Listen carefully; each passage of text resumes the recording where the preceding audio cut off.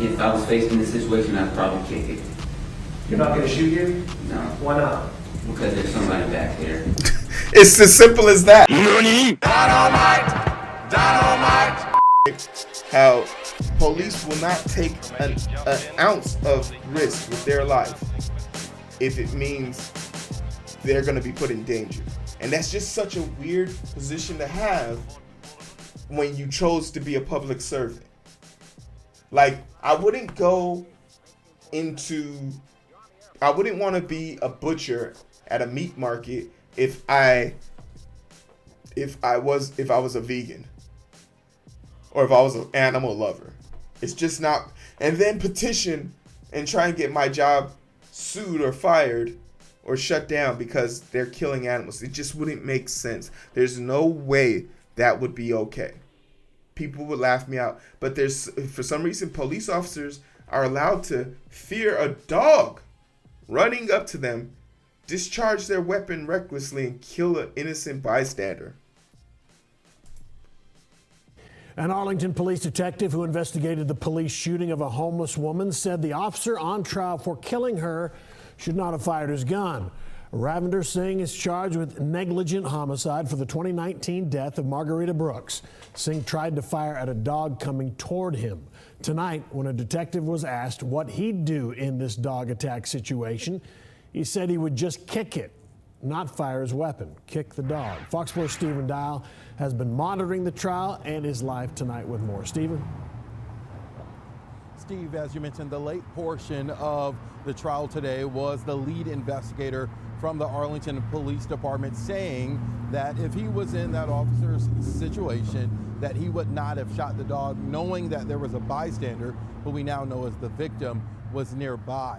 Now, this was day 2 of the trial, and day 2 started with a forensic expert testifying for the prosecution, talking about how, in his opinion, the former officer had other options to consider, like using a taser or mace. Now, former Arlington officer Ravinder Singh could face up to 2 years in prison if convicted for the death of Margarita Brooks. Back in August of 2019, he was on a welfare call from someone concerned about Brooks may be unconscious under a blanket. Body camera video showed a dog charging towards the officer. Singh says he feared for his life, firing 3 gunshots, 1 round ricocheted, killing Brooks. The lead detective from the Arlington Police Department testified and was questioned about bullet trajectory and the surroundings of the shooting environment. But most notably, he testified that he would not fire his gun because a bystander, the victim, was nearby. A vicious dog in the world. Coming at you. Right now. About to attack you and kill you. I'm here. How do you protect yourself? Me personally? Right now, you've got that gun. That dog's about to attack you. How do you attack yourself? How do you protect yourself? If I was faced in this situation, I'd probably kick it. You're not going to shoot you? No. Why not? Because there's somebody back there. It's as simple as that. The defense cross-examined the detective about the timeline of the investigation and talked more about how every officer would react differently to a threat of a dog coming at them. It could be different depending on the officer. Now, the trial, day 3, will resume tomorrow morning at 9 a.m. as the prosecution will continue to plead their case. Spoiler alert here. The spoiler alert is An Arlington police.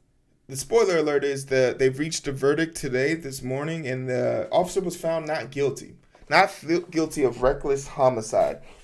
And it's just further like this idea that they're almost untouchable, even though what I would assume is a decent officer admits that he would have kicked the dog.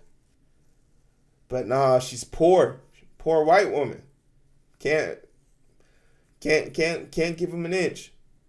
I don't care that someone was behind her.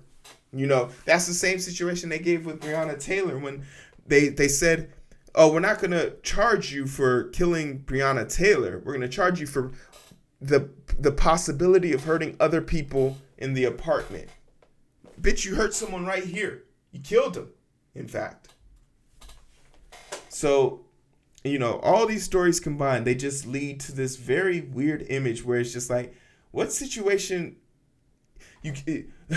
A homeless person appeared to be incapacitated. That means it's a welfare check. So we've had a situation where we had a person, the first shooting, a mentally challenged person, and this is something, and this connection is about to be crazy right here. We had a person with mental health issues carrying around a car part too big to be a gun, and in fact, 2 officers on the scene recognized it wasn't a gun. And followed them for an additional 10 seconds without radioing to everyone else. Hold your fire, it's not a weapon. Second person, within 1 second of opening the door, they shoot him, handcuff him, and then drag him out butt naked for a warrant on domestic abuse. That happened August 11th. And they couldn't have stopped him in the morning when he was leaving. They had to make this whole production up to come in and shoot someone within 1 second. Mindless. And now finally this last video where someone else thinks they see a woman passed out in the Texas heat. They send an officer over to go check it out. A dog with a collar on, for that matter, comes charging. And his first reaction is to pull out his gun and shoot the dog. Like the dog is John Wick's dog and is gonna, know kung fu or something. Like, it's crazy. The ultimate objective and the thing I just want to get, there's no scenario where cops are appropriate. There's no scenario where cops are appropriate. Barring even, and Uvalde further extinguishes that idea, barring someone, an active shooter, that you're better off fighting them back. You're better off fighting and dealing with it yourself. And please, if you disarm them, don't hold the gun when police arrive, because they'll shoot you. There's too many stories of officers shooting the good guy with a gun. So there's no scenario where I just could imagine an officer would be useful. Feel free to try and prove me wrong in the chat, but you won't. You won't.